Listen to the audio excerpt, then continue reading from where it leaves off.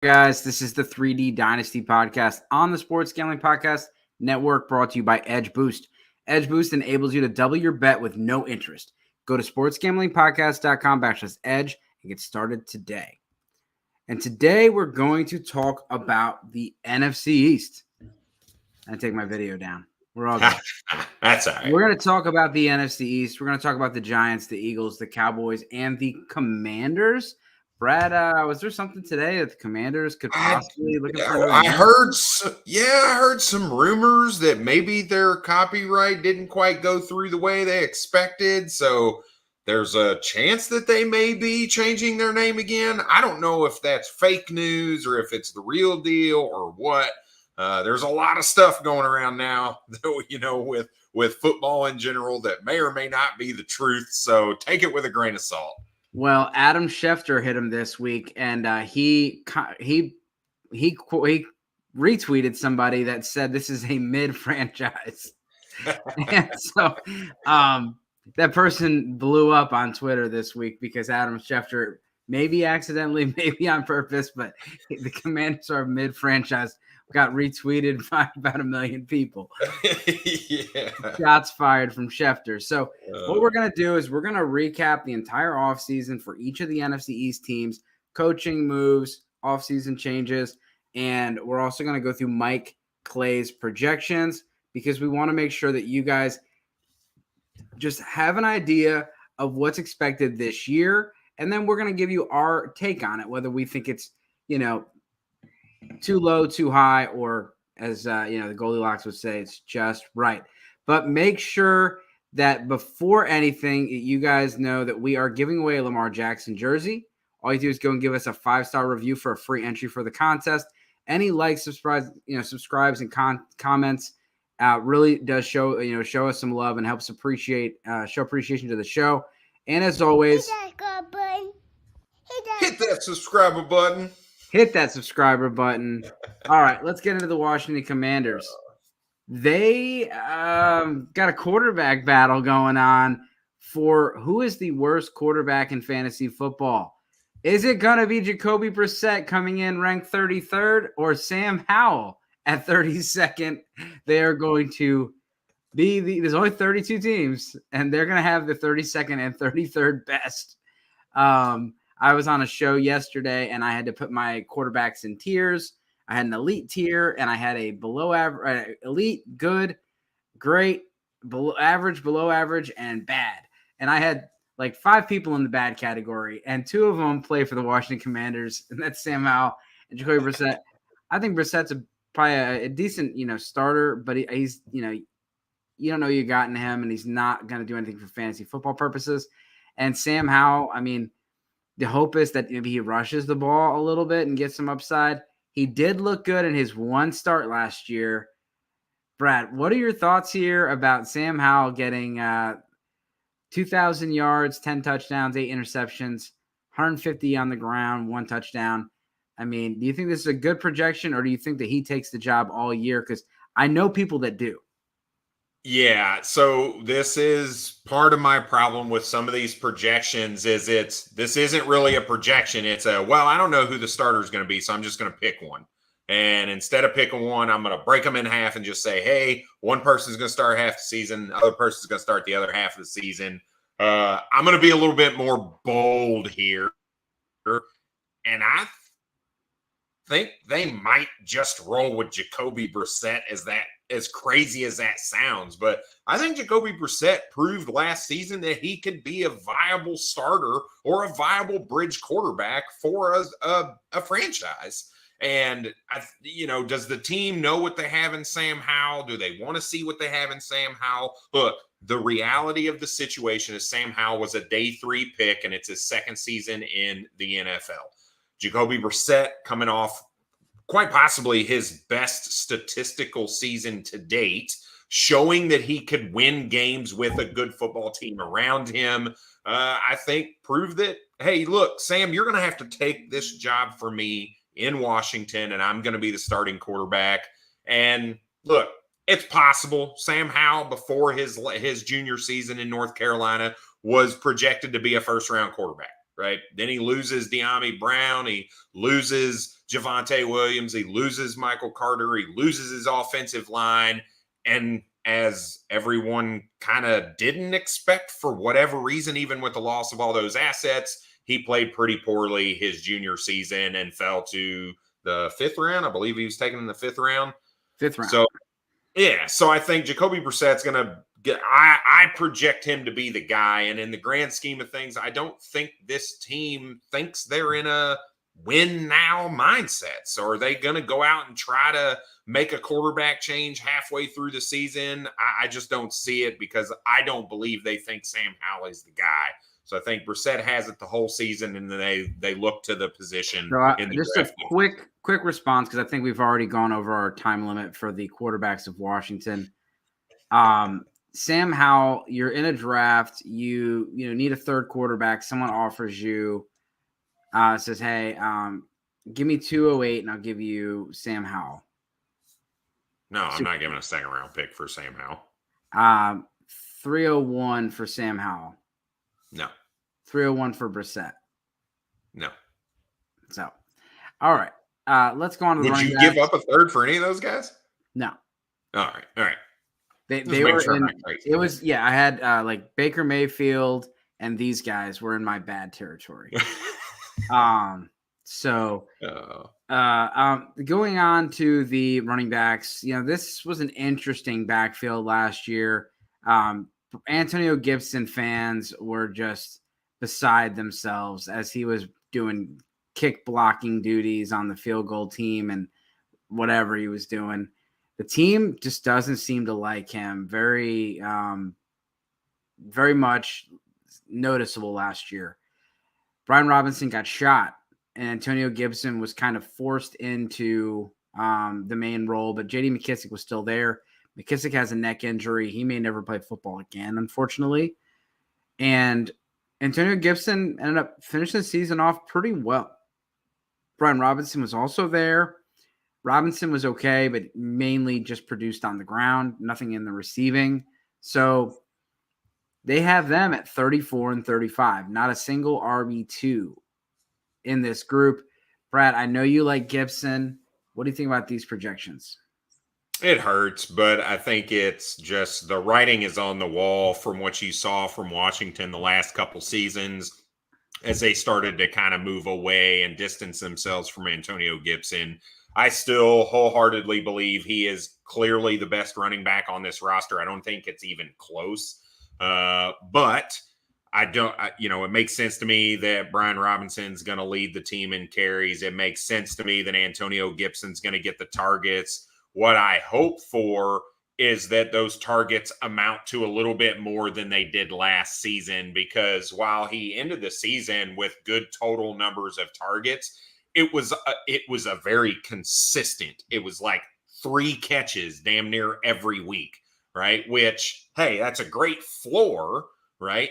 But you weren't seeing that explosion, and I think a lot of that had to do with maybe Scott Turner and the way he was calling plays, and you hope that maybe Eric Bieniemy can bring some explosiveness to this offense and let Antonio Gibson, flourish in it. But it makes sense to me what the projections are right now. I hope we are all wrong, because I love Antonio Gibson, but I think the ship might have sailed, and we need to move on, unfortunately.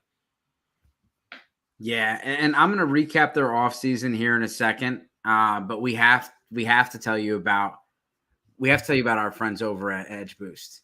And Brad, tell us about Edge Boost.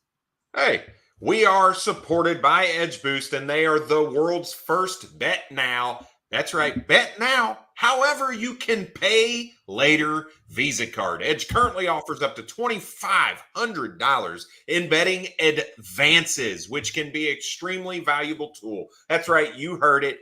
Advances. And imagine what you can do when you can use those advances and increase your bankroll. Get down on some of your favorite futures without tying up your bankroll for months. And guess what? You can even double down on a favorite bet you like, or even create an awesome middle or hedge bet. Edge Boost is not some sleazy loan shark. We talked about advances here and increasing your bankroll, tying up your bankroll. But look, this isn't the same thing because they charge 0% interest. That's right.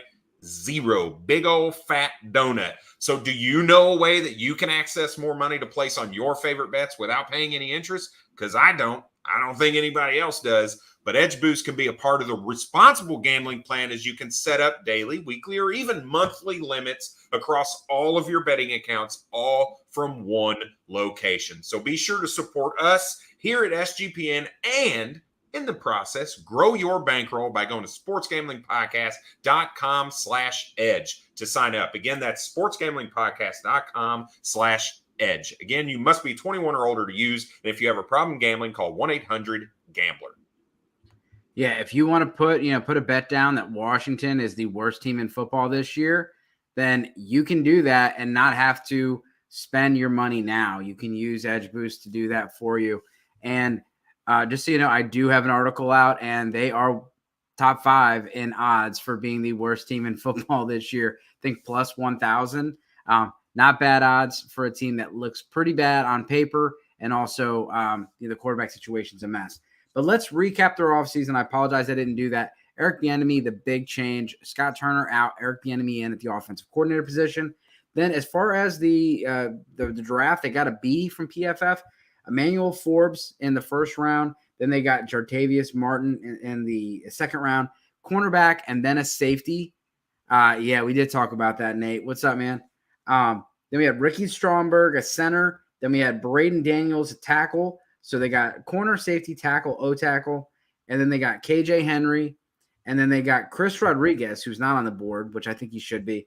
And then Andre Jones, which is an edge out of Army. And then, looking at what they did in the offseason, they got Jacoby Brissett. They got Kobe Barton, which is a linebacker, Abdullah Anderson, D lineman, Cameron Dantzler, corner. They got Nick Gates, corner, Marcus Kemp, wide receiver, Trent Scott, Andrew Wiley, and Drew Himmelman, all tackles. So you can tell they really wanted to go after the offensive line and the secondary. Threw a ton of resources at that. And then, of course, you had Jacoby Brissett and you had the rest of your pieces. So let's go into the receivers. This is a fun group. It's just really difficult because of the situation. And so as far as Terry McLaurin, he's the top guy, and they have him projected to still be the top guy. Very similar numbers to DJ Moore. 75 receptions on 120 targets, 1,004 yards, more yardage than Moore, but less touchdowns. Moore had 7 touchdowns. Terry McLaurin has 4 for PPR 25, 200 points. Brad, thoughts on Terry McLaurin? Is he a buy? Is he a sell? What are you doing? Yeah, I actually like all these guys, and you can probably get, and I say all, I'm really targeting Terry McLaurin and Jahan Dotson, but I think you can get both of them at a pretty reasonable discounted price right now because of the quarterback situation. Now, Terry McLaurin is a little bit older because he came out of college a little bit older, but he's a polished guy. He's got the speed that can help out as well, and I think he's clearly the alpha in the offense. So I'm like, yes, I like both of these guys. Jahan Dotson is really my go-to right now because I think he's the cheaper out of the two. And I think he just has some superior upside. And at the price that you can get him right now, he's definitely a guy I'm targeting in a lot of dynasty leagues, in rebuild type situations, and hell, really even in competing. Because if you think about what his performance was at the beginning of the season before he got hurt, it was legitimate. He had a ton of touchdowns through those first 4 weeks. Now, I know that's not necessarily sustainable. It was something outrageous. But even when he came back, he looked good. So I think both of these guys are definite buys to me and going to be long-time assets for the Washington Commanders. Yeah, and Jahan Dotson's an interesting guy because he was kind of like he was a first-round pick and people just didn't even care. He was a mid-second, late second-round pick last year, and now he's still out there as a wide receiver 3. Curtis Samuel, he had some pretty good games last year. I mean, you look at Curtis Samuel's 2022 and T. Higgins 2022, and it's very similar, Brad. But when you look at Terry McLaurin, did you just say that? Look at it. Not a chance. Go back, and I will do it after the show. Look at it. I threw a blind screen up there, and people were like, it's T. Higgins. It's Curtis Samuel. Curtis Samuel had some pretty good games. Terry McLaurin for we'll say a mid-second, Brad. Oh, yeah, I'd take Terry McLaurin over that mid-second all day. Jahan Dotson for a mid-second. All day. Curtis Samuel for a mid-third. Yeah. And with Sam Howell / Jacoby Brissett. Yeah, and this is what gets you excited about. All right. I can understand dynasty managers who get a little excited. I don't want to get crazy, but are like, hey, I think Sam Howell or Jacoby Brissett, whoever the starter is going to be somewhat usable for fantasy. And that's because look at what's around them. They have a pass-catching running back in Antonio Gibson. They have a bruiser in Brian Robinson. They have a deep threat in Terry McLaurin. They have a guy who can catch anything thrown his way in Jahan Dotson. They have God, I hate saying it, but a trick play kind of guy in Curtis Samuel. They've got a slew of dudes at the tight end position, none of which get you excited, but we've seen Logan Thomas be productive in the past. So there are weapons and pieces around the quarterback position that can allow them to be successful. The one caveat is that offensive line has to come together. If the offensive line does not come together, it doesn't matter how good these guys are, the quarterbacks aren't going to be able to respond. Yeah, and that's the hard part. So, like, Curtis Samuel could be a sneaky play this year, but, I mean, you have the guy dealing the cards is possibly Sam Howell, possibly Jacoby Brissett. I just don't see them being able to support all these guys. And so, like, are you going to be able to consistently play either of them? Like, let's be honest. Like, when Carson Wentz was on the field, these guys were pretty damn good for fantasy football. I joked around about the Curtis Samuel, like, Curtis Samuel was a good player at the beginning of the season. But when Taylor Heineke played, Curtis Samuel was not good. And then he got hurt. But you're looking at Sam Howell not being able to produce, a wide receiver 2 is what Mike Clay is saying. And then Curtis Samuel's down in the 64 range. I mean, we saw, and we've talked a lot about him, so I'll make this quick. We saw Jacoby Brissett support 2 guys last season. If you look at David Njoku at the first half of the season, really good numbers from a tight end perspective, as well as Amari Cooper and all the touchdowns that he got. So Jacoby Brissett can move the ball methodically down the field, and I think that's going to relate to where you've got 2 guys. What 2 out of this you got to decide, and I think most likely it's McLaurin and Dotson, but I think you're going to see 2 guys that can produce much better numbers than what you're seeing here. Yeah. No, and speaking about producing, we need to talk about our friends over at Underdog Fantasy. If you don't know about Underdog Fantasy, just shoot me a DM at Dynasty Dorks. I play it every day. We're brought to you by Underdog Fantasy. Best Ball Mania 4 is here, and Underdog Fantasy is giving away $15 million in prizes, plus plenty of ways to win NBA, NHL, and MLB with their player props. Head over to UnderdogFantasy.com and use promo code SGPN for a 100% deposit bonus up to $100. That's UnderdogFantasy.com, promo code SGPN. So let's talk about the tight end real quick. Logan Thomas, I'm not interested. Coming off of injury, older. Let's move on. We got other teams to cover, and we are way over time. Seto, we'll say. Yeah, no interest. There's not a lot of need to talk about that. So let's go into Sean's Eagles. They had a very, very good offseason, but they also lost a lot of pieces. And so something I was thinking about today, Brad, and I'm not trying to stir up the Eagles fans, but the Super Bowl hangover has been real. And one of the reasons it's real is because your team gets picked apart. The Eagles lost Javon Hargrave. They lost Shane Steichen. They lost Jonathan Gannon. They lost the starting right guard, Samala. They lost a couple linebackers. They lost C.J. Gardner-Johnson. They lost a lot of pieces. And this was a very efficient, very productive offense last year. Could we possibly see some progression or some regression from an offense that was one of the best in the league, is going to have a tougher schedule this year, and has a whole list of new play callers? I think that's the big one, is the play callers on both the defensive and the offensive side of the ball. And I think what that's going to relate to is a little bit of a slump at the beginning of the season, right? I still think there is not a team that's even remotely close to the talent level that the Philadelphia Eagles have on really both sides of the ball. While they, lost some guys, they also added DeAndre Swift on the offensive side of the ball. They kept Darius Slay as a cornerback. They added Nolan Smith. They added Jalen Carter. They added some high profile, high talent, young guys that can learn behind some of these really freaking good guys that they have, like Brandon Graham and Fletcher Cox. So I think this is a recipe for success. Like I said, first 4, 5, 6 games, maybe we see a little bit of learning curve because of the differences in philosophy and some new pieces. But they are clearly the most talented team, in my opinion, in the NFC, and we're going to see them dominate throughout the season. All right, so we're going to give you the full recap. They added Terrell Edmonds and Justin Evans at safety, Marcus Mariota at quarterback.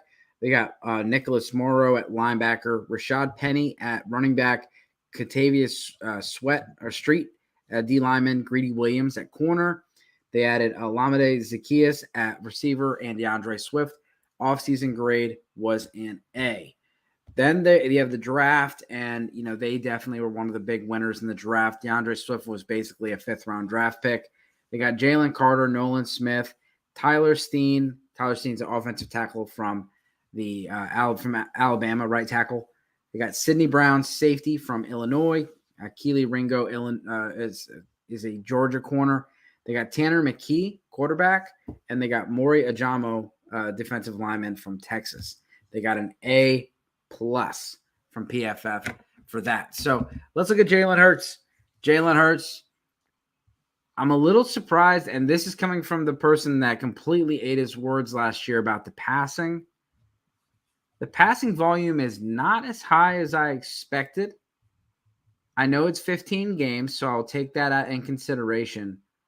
But 22 touchdowns and 10 interceptions, 3,500 yards. It gives him a little over about 4,200 yards total on the year.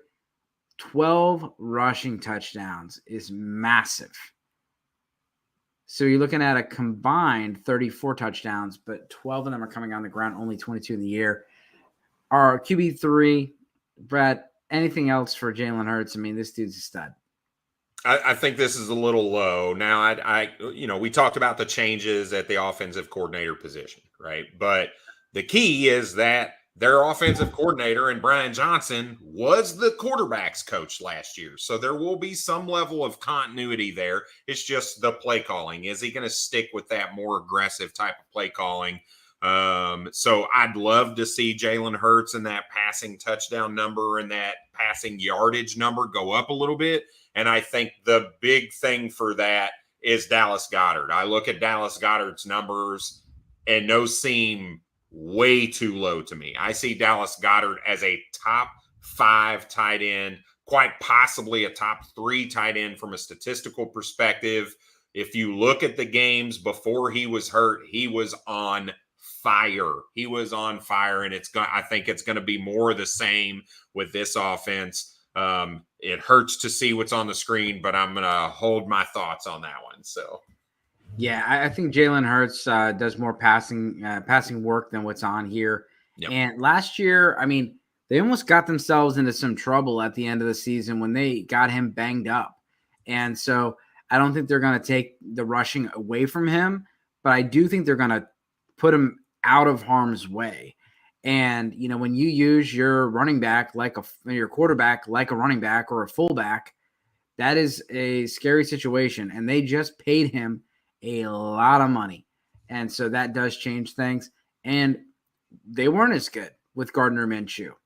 They were not. And so at the end of the year, they need to make sure this guy's playing ball when they get to the playoffs, because this is a Super Bowl winning team and they're playing for the Super Bowl. And if Jalen Hurts goes down, that can change real quick. Marcus Mariota is just not going to do the same things.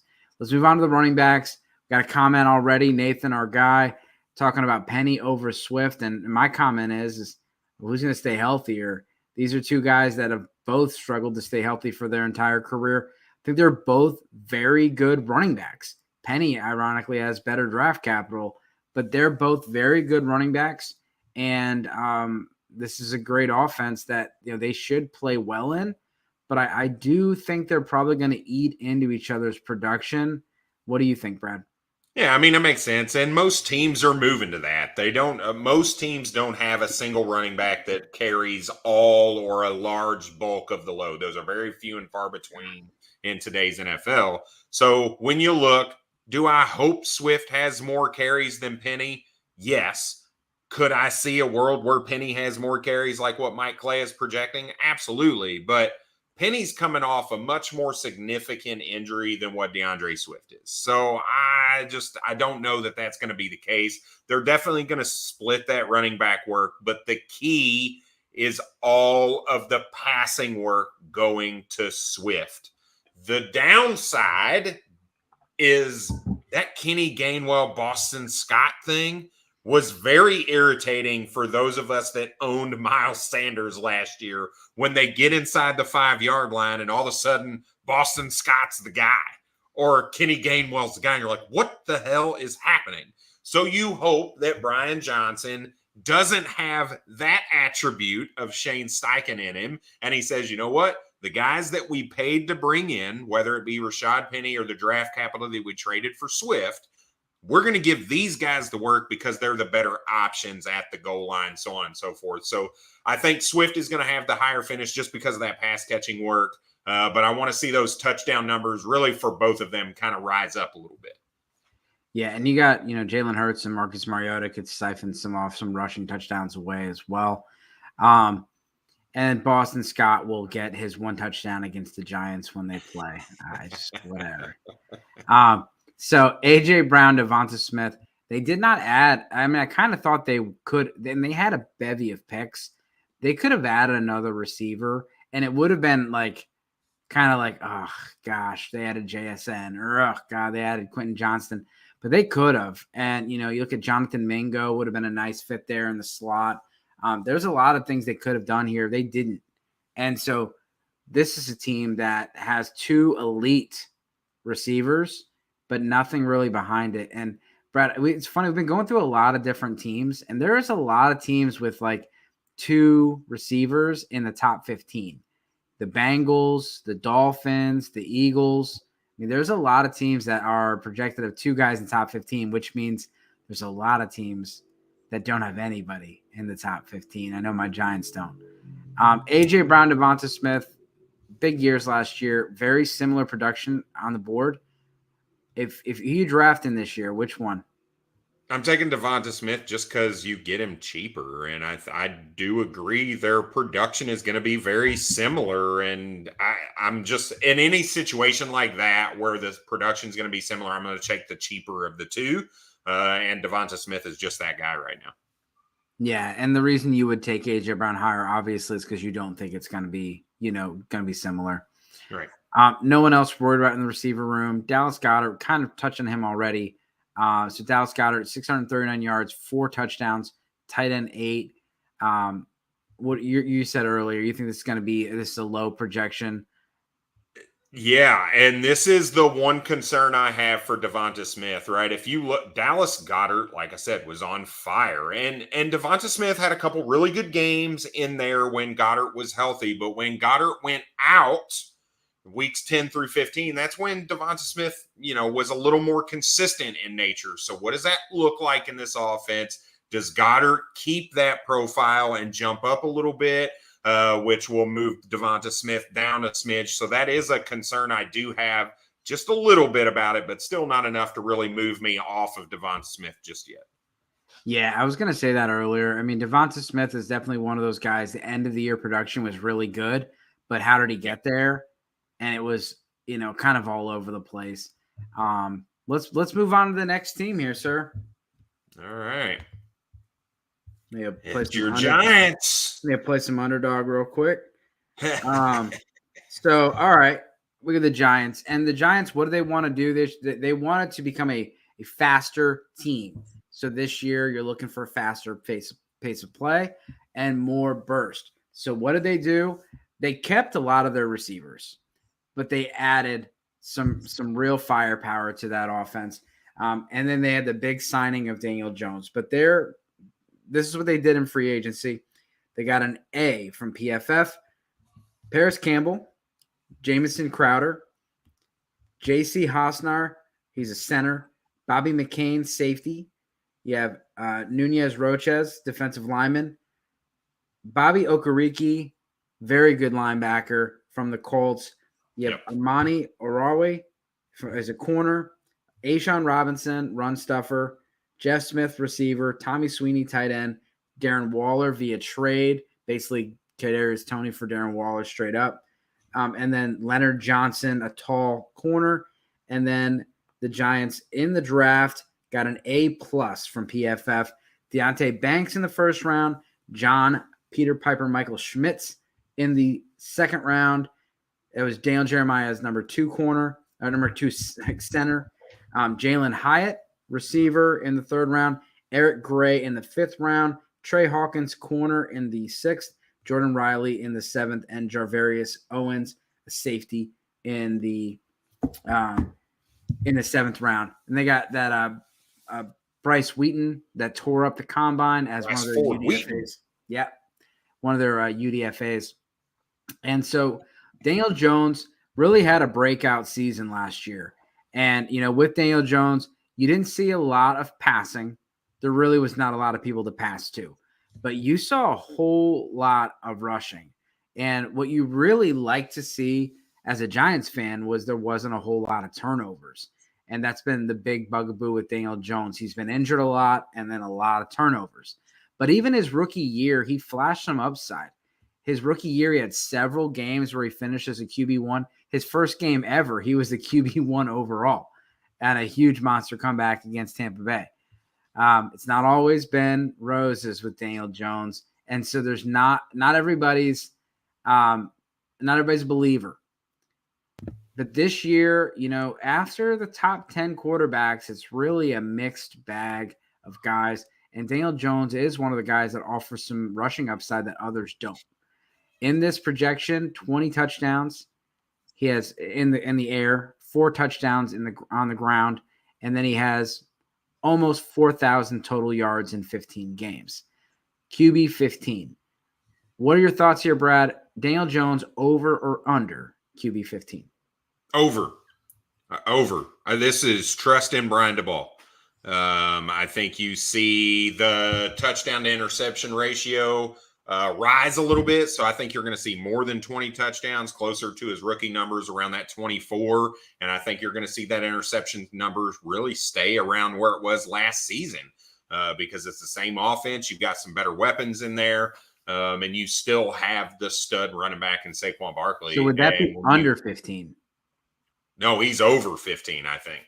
So over, like higher than 15 or lower than 15? He's going to finish better than QB 15. That's what I'm saying. Yeah. I'm just checking. From a numerical value, yes, he's lower, but he is a top 12 quarterback, in my opinion, come into season rankings because of that touchdown to interception ratio. And when you couple that with the rushing upside that he has, I just think he's got too many things working in his corner to really drive those numbers up a little bit. Just had to double check. And then Yep. So Saquon Barkley has not actually signed his contract with the Giants. That situation's still looming. It's expected that he's going to sign. The Giants and him have gone back and forth on a contract, and it sounds like it's pretty close, but he wants Christian McCaffrey kind of money, and he's not played like Christian McCaffrey, and he's missed a lot more games than most running backs. So the Giants are not willing to give him that, but they have offered pretty substantial amounts. Sounds like the team could be close very soon.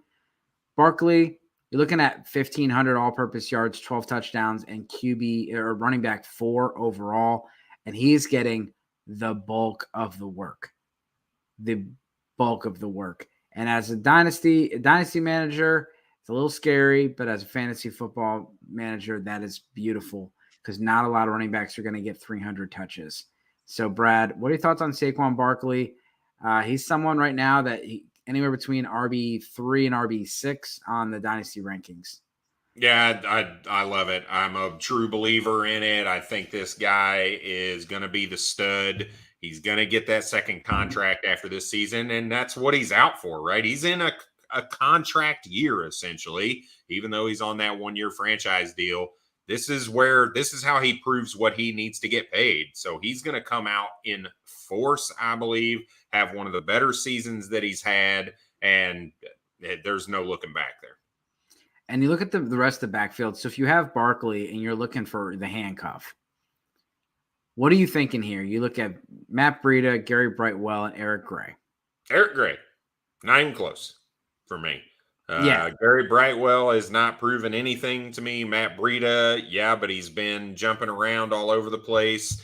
I think Gray, and we talked about him during the offseason pre-draft.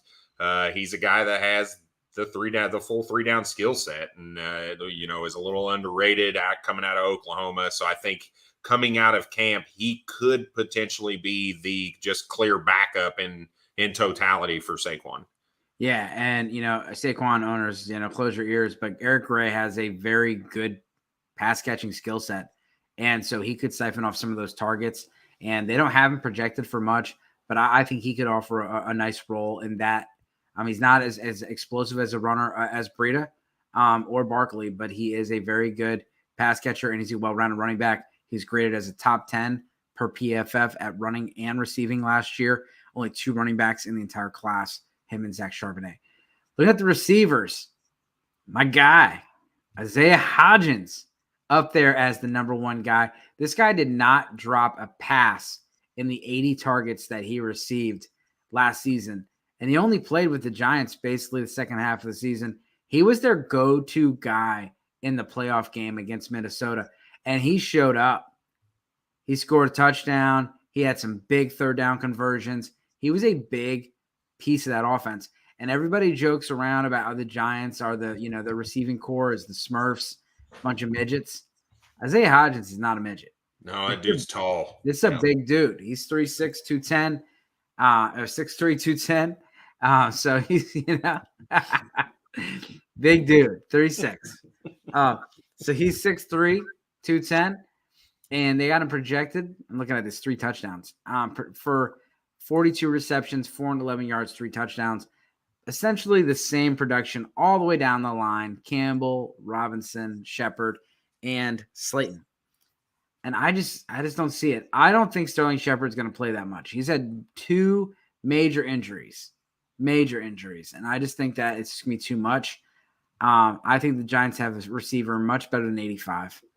And I think Isaiah Hodgins is a guy that I think you can acquire for nothing in your drafts. And, he could be an offer wide receiver 3 upside. Jalen Hyatt, 2nd round. What are your thoughts here? You think Jalen Hyatt has a better season than Mike Clay's projecting? Yeah, I think so because of the competition around. You talked about Sterling Shepard. I'm going to, I think of Darius Slayton in a similar mindset, right? A guy that just hasn't really been able to stay healthy an entire season, and yet we're projecting him for 15 games. So you bump those 2 guys down, move Jalen Hyatt up, and then there's really just some flexibility there where I think, to your point, Isaiah Hodgins is going to kind of separate himself. I am a true believer of Paris Campbell.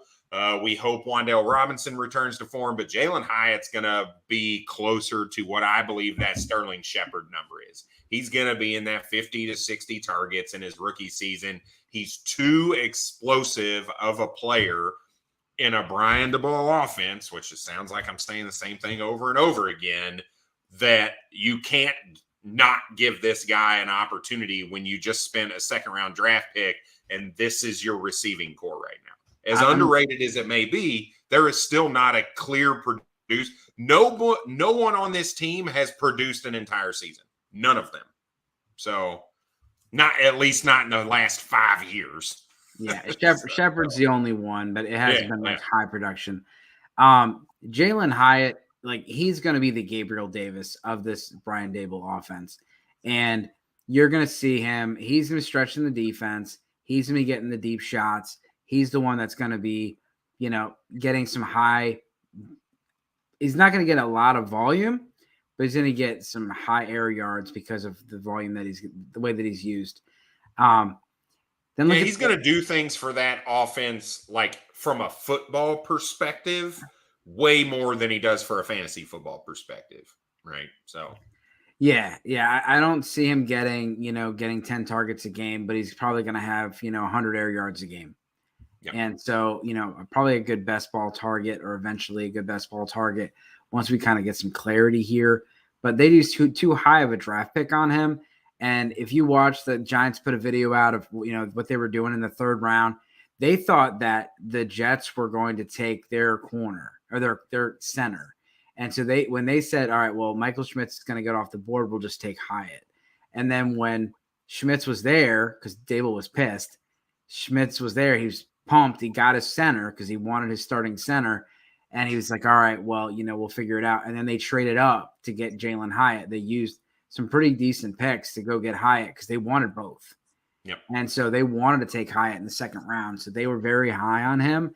I don't think that someone they're very high on is going to get 28 targets in 17 games. I just don't see that happening. And he's just too explosive a player. But the guy that a lot of people are saying is going to be the Giants' leading target is Darren Waller. And Brad, do you see that number on the side there? I do indeed. Number 4. Number 4. And I know a lot of people are out on Darren Waller, but I'm in. And I looked at Darren Waller and I was writing a sell article. And I was trying to see why I'm going to sell Darren Waller. So what am I going to look at? All right. Is his yards per route down? Nope, they were up. All right. Let's see. Air yards. Okay, they were good too. Yards after catch. Good too. I'm like, this guy didn't lose a step. He got better. This guy played really well. He only played a couple games in the beginning of the season, a couple games at the end of the season. So it didn't feel like this guy played well, and you just didn't really remember him doing much. But he was getting the targets, he was getting the air yards, and he was producing when he was on the field. And the Giants spent a good pick on a guy that's pretty expensive. And DeAndre Hopkins couldn't get they couldn't get a deal done for DeAndre Hopkins or Dalvin Cook. Those guys. So Darren Waller, I do think he has something left. Tight end 4, that's a little rich for me. But I have him probably at the 7 or 8 spot this year, maybe the 6, because I do think he's going to be the featured point of this offense. And I think he does eclipse that 100 target mark. And there's only a handful of tight ends that get 100 targets. And if you're a top 2 target on your offense, that's really a path to being a top 6 tight end. And he's probably the number 1. Yeah. What do you think, Brad? Yeah, hitting that 100 target mark, you're almost solidified to be a top 5 tight end. So 4 to me makes sense if you believe that he will be healthy for an entire season and play 15, 16, 17 games and get those 100 targets. I think everything about this projection makes sense. Leading the team in targets, leading the team in receptions, leading the team in yardage, leading the team in touchdowns. All of those things I think are 100% within the realm of possibility without really stretching your imagination at all. Yeah, and yeah, absolutely. The health is definitely the biggest question. What's up, Insano? Appreciate you checking in. Um, and what about Incredible Hulk there behind Darren Waller and Daniel Bellinger? This guy, this picture that the Giants media. I mean, there's no way he didn't get a random P test after that. This dude looks freaking jacked. I mean, Did you see the side by side last year to this year? Yeah, it was like the guy that she told you not to worry about, and then the guy now, like, yeah, like this is Mr. Steal Your Girl. And last year he got like a pretty severe injury to the eye. Like somebody went to punch the ball out, and they definitely they broke his eye socket. And it was unfortunate last year, but with Bellinger, he had a pretty decent year for a rookie tight end. And I think he can be a piece of this offense. He's going to be do some of the blocking, do some of the different things, that the Giants can need him to do when they run two tight end personnel. Brad, what's going on over there? Nothing. We're gonna show people because this is good enough to just show people. So let me share my screen here real quick. Oh yeah, do it. So here's Daniel Bellinger last year. This little picture on the right here, right? This is Daniel Bellinger last year. Here is Daniel Bellinger in this season. Where's the picture at? Right here, next to Spider-Man. Look at it. Look, this is not. Like that's like you said, that is piss test waiting. Yeah, I mean, it looks like Christian McCaffrey, but the fact is that he's 6'4", 250 pounds, and he's yoked up. Oh, Daniel Bellinger definitely got bit by a spider, or something. Yeah. Jeez. But yeah, let's go on to the Cowgirls and get out of here. All righty. Let's talk about them Cowboys, and they had a pretty good offseason. So, Maddie Daddy, that Cowgirls comment was for you. Brandon Cooks via trade. Then they had Chuma Edoga. They have Stephon Gilmore. They have Ronald Jones, and they have Trent Saig, which is a long snapper, B-. I still think there's potential they add another running back. We'll get to the running backs here in a second. Hell no, he isn't. And then you have their draft. They got a C+ from PFF. And Mozzie Smith was a D lineman that a lot of people liked. He's a strong dude. A lot of people, I talked to a lot of linemen at the combine and asked them who was the toughest guy you faced, and a lot of them said Mozzie Smith. And he's a tough, strong dude. But they used their first round pick on him, and a lot of people had him as a second round projected guy.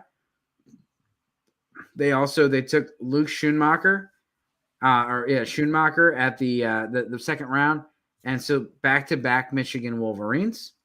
Then they got Overshawn, the linebacker from Texas.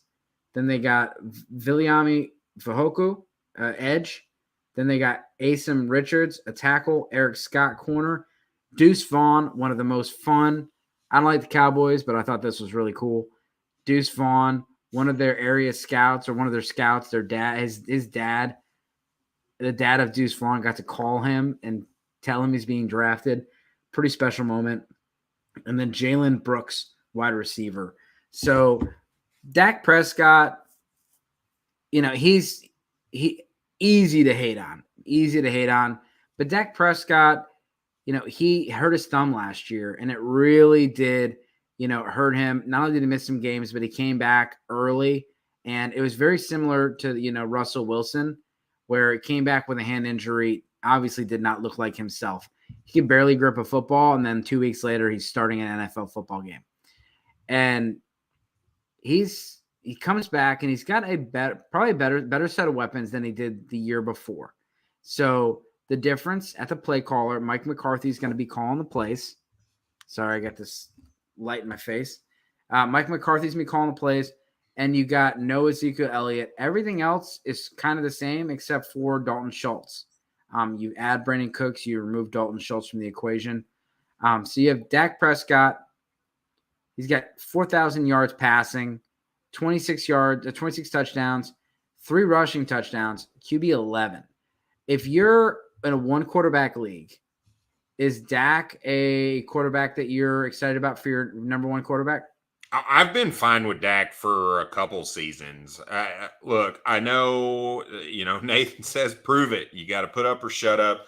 I've been okay with from a fantasy perspective, his fantasy production when he is playing is legit. It's top 12 all day, every day. You can trust him in damn near every type of situation. So the health is the question. The last 2 seasons, he's had an issue with that. We hope to see a full season from Dak.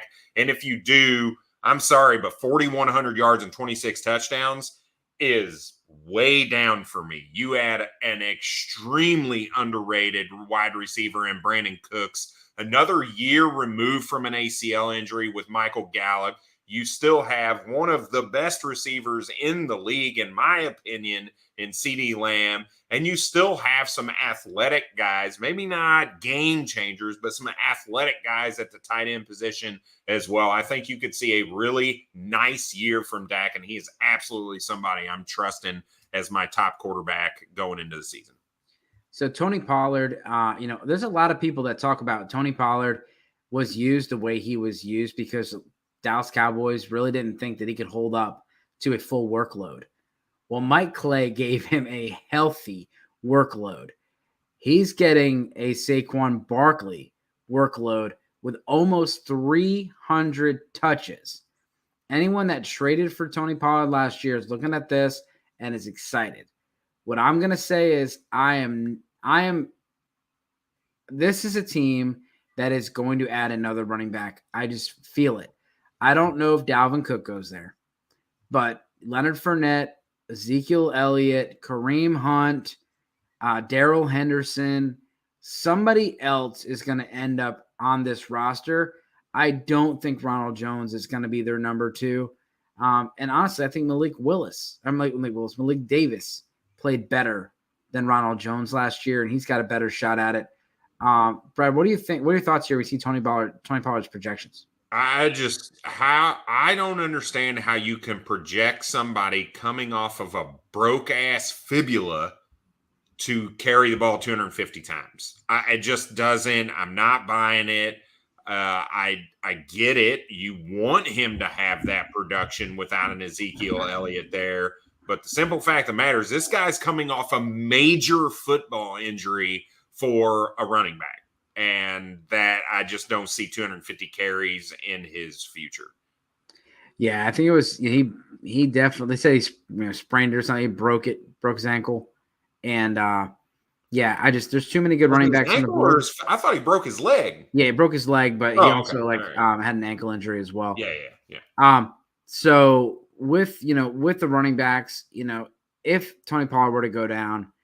Right now, they have Ronald Jones as the second running back on there. It's I just think they're going to add somebody. The receivers, CeeDee Lamb, Brandon Cooks. Brandon Cooks is a little older, but Brandon Cooks and Michael Gallup it's a pretty good 3 right there. And it's hard to look at that 3 receivers and then not like Dak Prescott this year, as well as Tony Pollard, who offers quite a bit in the passing game. CeeDee Lamb. I said he was going to be a top 5 receiver last year. He ended up wide receiver 6. They got him at wide receiver 6. Is CeeDee Lamb in your wide receiver 1 for 2023? Conversation, absolutely. Yeah. I am an absolute fan of CeeDee Lamb. Would I take him number 1 right now over the likes of Justin Jefferson? No, I can't. I can't do that. But I'm not going to chastise anybody for saying, hey, I like CeeDee Lamb over JJ and I'm going to take them. I'm not there yet, but I could see a world where he's top 3, maybe top 3. I just meant as the wide receiver 1 on your fantasy team. Oh my God. Yeah. I'm 100% happy with that. There's no question asked there. Yeah. I wasn't putting him up there as the wide receiver 1 overall. Dude, I'm like extraordinarily high on CeeDee Lamb right now. Well, I'm not there yet. but I mean, I don't think he's too far off. Brandon Cooks, then you got Michael Gallup, like you said, second year off an ACL. Athletes usually play better that second year. Now they're more confident and not thinking about it so much. And, that was a major injury, and it was super late in the year 2 years ago for Michael Gallup to have that injury. And it was kind of surprising that the Cowboys gave him the extension while he was hurt, and then they let Amari Cooper go. And this team really struggled, not only on the offensive line, but really struggled without Amari Cooper, and they needed to bring a veteran presence in. That's why Brandon Cooks is there. Brandon Cooks is always cheap, and this year is probably just as cheap as ever, if not cheaper, because he's not the number one. Is Brandon Cooks someone that you would be targeting in your dynasty rosters? Could be had for, I'm not sure how many trades pulled up or anything, but you probably get Brandon Cooks for a late second, early third. 100% I would take Brandon Cooks right now on my fantasy team. I think this is, there's a few wide receiver cores that I think could produce multiple 1,000-yard receivers. And this is one of them. You see Brandon Cooks for year after year after year after year was getting 1,000-yard receiving seasons, even after changing teams. And I think this is, not short of that. He's going to a team where he doesn't have to be the alpha like he did when he first went to New England or when he first went to Houston afterwards. He gets to be a secondary target behind CeeDee Lamb with a guy who's going to throw for 4,600 yards and no tight end to really speak of. So I think Brandon Cooks is absolutely a steal, specifically in contending type situations. Obviously, you don't want to go buy a 29-year-old receiver if you're rebuilding. But if you're in a contending situation, I think he's a really cheap buy that can help your team. Yeah. And so looking at the tight ends, I mean, you're looking at Jake Ferguson. You got Peyton Hendershot. You got Luke Schumacher. Well, what are your thoughts here about this tight end room? You think that Luke's going to be the guy? I think Luke might be the guy. I mean, look, we saw a mixture of Ferguson and Hendershot when Schultz was out and all that, but nothing that really jumped off the page at you. Luke Shoemaker really started to move up my draft board, specifically later in the draft season, pre-draft. He ended up as my tight end 5 by the time we got to the NFL draft, and I believe he came off the board as number 5 or 6, right in around that range. In draft capital as well at the tight end position. And I think when you look at that skill set, you look at the pedigree, I think he's going to be able to step in and kind of be the starting tight end for this. Now, is that going to turn into a bunch of volume? I just don't think so, because I really like Michael Gallup, Brandon Cooks, and CeeDee Lamb.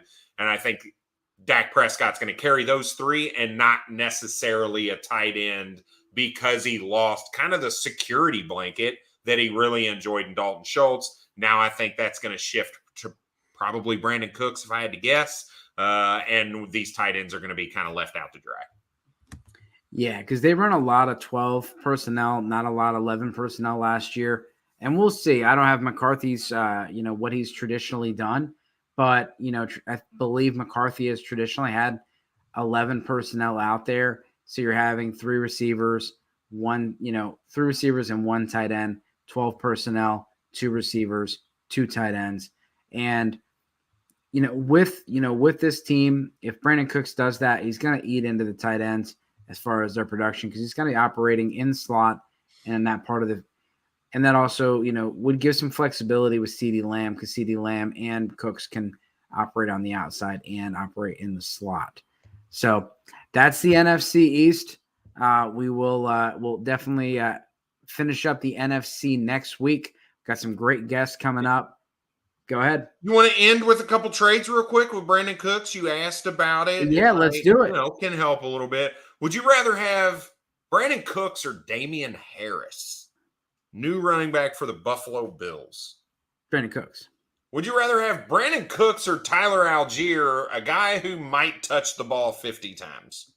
Yeah, Brandon Cooks. Would you rather have Brandon Cooks or Mike Gesicki? Brandon Cooks. We Would talked you about ra- my disdain for Mike Gesicki last week. I wouldn't take Mike Gesicki either. So, would you rather have Brandon Cooks or a 2024 third? Cooks, if I'm a contender. That's what I'm like. He's so affordable right now. And I'll tell you what, I might change my attitude because I said if you're a rebuild team, I wouldn't take him. Look, if I had Damon Harris on my team and I was a rebuild, I'm going to get Brandon Cooks because I think Brandon Cooks is going to draw more value in season than Damon Harris is going to. So maybe Brandon Cooks is just a buy all around. Yeah. Like I said, and any of these older receivers, older players are always, the value is never going to go up. But to Brad's point, you can get him for a third now and flip him for a second later. But the value, as far as like next year is going to be older. Next offseason will not go up. But in season, when somebody needs a wide receiver 3 and there's 10 teams on bye, they might go after Cooks. And Gallup has struggled to stay healthy. If Gallup does not stay healthy, then Brandon Cooks could see even more targets. If Tony Pollard was, they could see even more targets. So, with Brandon Cooks, I definitely think, especially in your 3 receiver, leagues, he's someone that you can go target. We got some big guests coming up the next couple weeks. We got Eric Moody coming on from ESPN. We also got from NFL Network, Marcus Grant and Michael F. Florio. We'll have to get some Mac Miller planned for that episode. And we definitely have some great guests lined up for the rest of the offseason. So make sure you guys hit that subscriber button and make sure that you leave us that review. Brad, anything else for you out of here? Hey, look, I'm going to give another shout out because I was right last night with the Denver Nuggets +2.5 or -2.5 using the Edge Boost, winning $78 on a $20 bet. I was very excited because I'm a lowly bettor. I'm not one of these guys throw a couple $100 on anything crazy like that. But make sure you check out Edge Boost and the double down of the day. And this is going to be for Friday's game between the Denver Nuggets and the Miami Heat. And again, I'm taking the Denver Nuggets this time a little bit bigger, -3.5. Again, double down and basically triple your bet. So make sure you check out Edge Boost. Go to sportsgamblingpodcast.com/edge. All right. As always, good luck this season. Cheers. Good button. Hit that good button. Hit that good button. Hit that